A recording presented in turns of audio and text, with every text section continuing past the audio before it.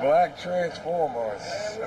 Okay. Meth, what was the inspiration for your comic book? I know you've had chances before and people may have come to you with different properties to turn into a comic book. What was the inspiration for doing this one at this time and not maybe earlier?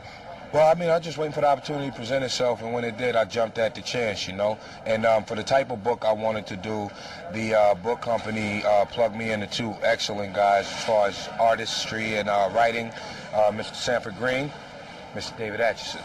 Now, what process, I hate to say, for you guys, when you first met Method, was it kind of scary? Was he going to throw you out there? Because was the first pictures like Method pictures and if they weren't right, it's like, oh, goodbye, y'all, you have to bounce and stuff. No, I don't think they were intimidated. These guys know this world, and I was more intimidated by them more than anything else. I'll let them answer it. It was one of those things that was like, you know, like growing up, like I'm a kid of Generation X, and like Meth was like a really big influence on me in high school, so it's like somebody telling you want to work with Superman, like, why wouldn't you do that, you know?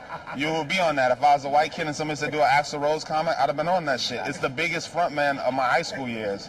Of course I was all on that. Oh, absolutely. When we first talked on the phone, I was like, all right, let me take a deep breath here and step back for just a second, because it was like an out-of-body experience, you know, because, you know, this dude, like, you know, Dave was saying, you know, you grew up listening to, you know, the 36 Chambers and how everything has changed. That changed my life. You know, I really, it was funny because, you know, even then I wanted to draw, you know, a comic based on those guys because I saw so much potential, you know, even then. So it's just like a dream coming true, you know what I'm saying? So it's awesome. It's awesome. 20s and he's Method Man. I mean, anybody in their 20s and he's Method Man, it's really kind of easy, you know? Nice. But Meth, man, when you're at Comic-Con like this, what do you expect? I mean, had you been here before this type of hype? My first time. I didn't expect anything, but I expected everything, you know? I knew that I would be seeing like different artists and writers and stuff, but I didn't know it would be this many people, you know? It's a big event, man. This is a little overwhelming. I came in front. Now, I know you give back a lot to the community and stuff. Do you see your book as a chance also to hire or apprentice new black writers or new people from the hood who might want to inspire into this business? I think they're doing an excellent job by themselves as far as bringing themselves to the forefront. I mean, we've had dudes like Larry Stroman for years, you know what I mean? Mike Davis, all these guys, you know, fighting for, you know, as far as, you know, black superheroes and more role models in the black community and stuff like that. We just did a black panel where a lot of these guys were sitting there and they had a lot to say, man. I mean, I give kudos to anybody that's trying to make a better situation out of a bad one. Now, for you, where are people going to first get this book at? Just like independent stores, or just are they going to be able to get your record at the same time, or how are they going to? Everywhere. It's everywhere. It's everywhere. I mean, if you go to Borders and you put Method Man in the check, you know it'll be there. If you want to order on Amazon, it's there. Barnes & Noble is going to have it, and your comic stores is going to have it. So wherever you get your books and your media is where the book's going to be. When you had the first story idea, what did you really want the first story to be about? What was your first thing? I had no idea. I was just throwing ideas up in the air, and like I said, these guys being the consummate professionals that they are, they took it all, threw it in the pot, mixed it up, and made it relevant. It's nice, very nice. Yeah. Now, where do you want this to go? Do you want this to be an anime series?